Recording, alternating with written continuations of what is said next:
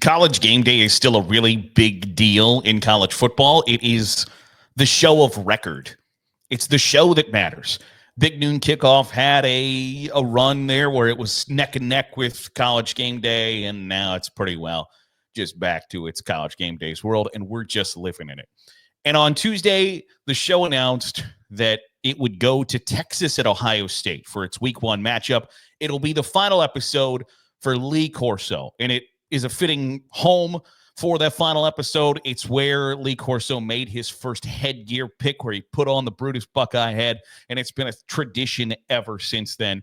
And as he gets set to retire, it makes all of the sense in the world for the show to go back to Columbus for his final episode.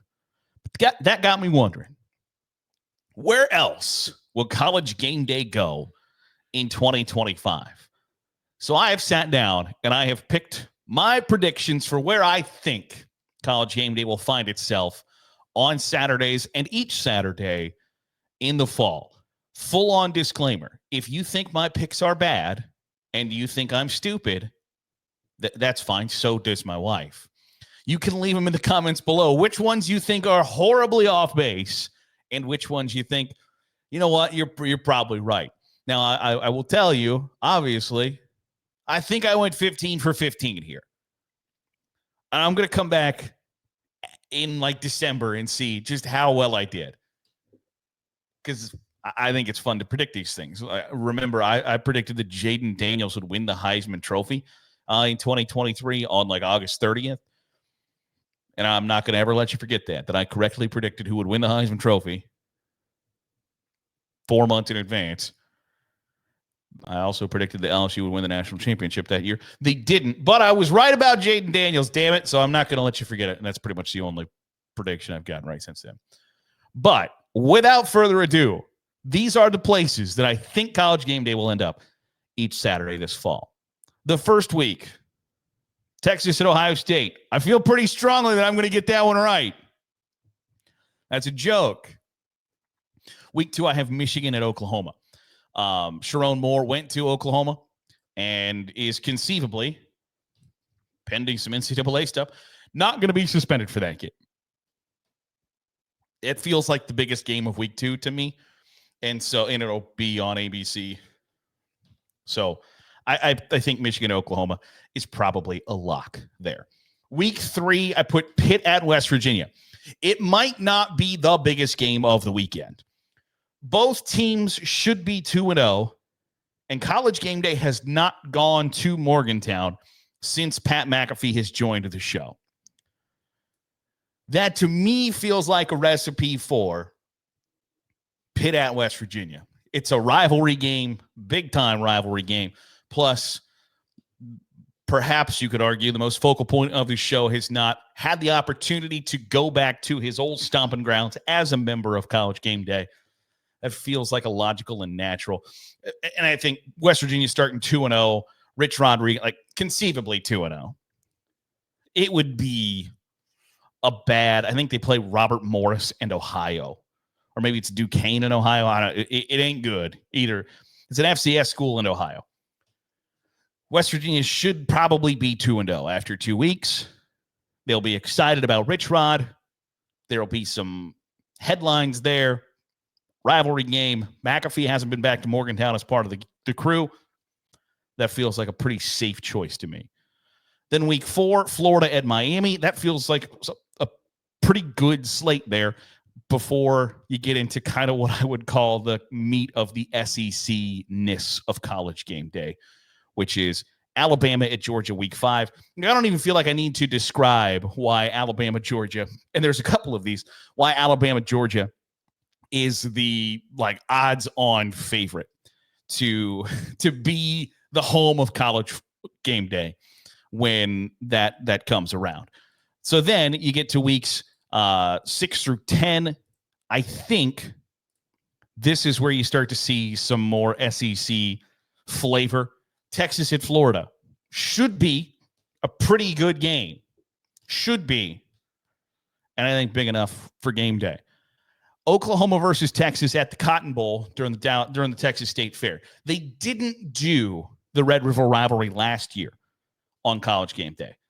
And it is either the game is such a big deal that they have to do it, or the game isn't a big enough deal and they completely avoid it. Last year, it wasn't as big of a deal as it should have been. So I will predict that Oklahoma is maybe a little bit better than people prognosticate them to be right now. And I will guess that Oklahoma is still good enough in week 7 for game day to go to Dallas.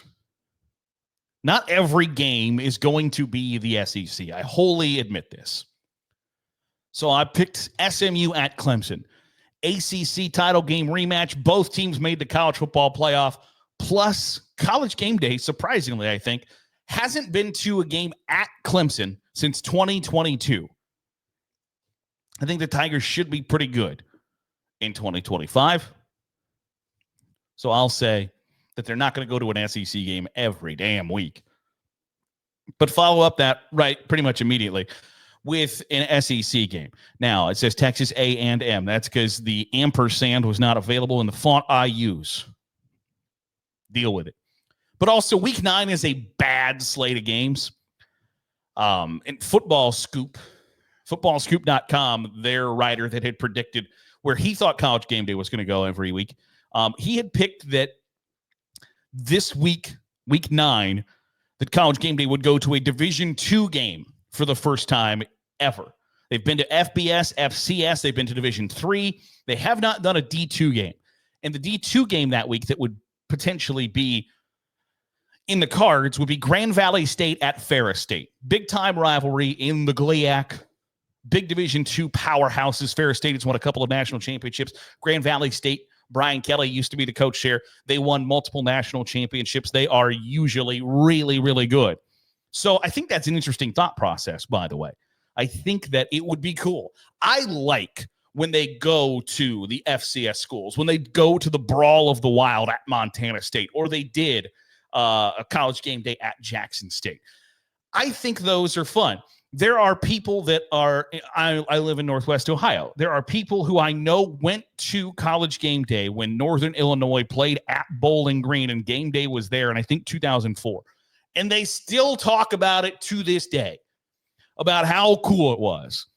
Does that happen at Texas A&M at LSU?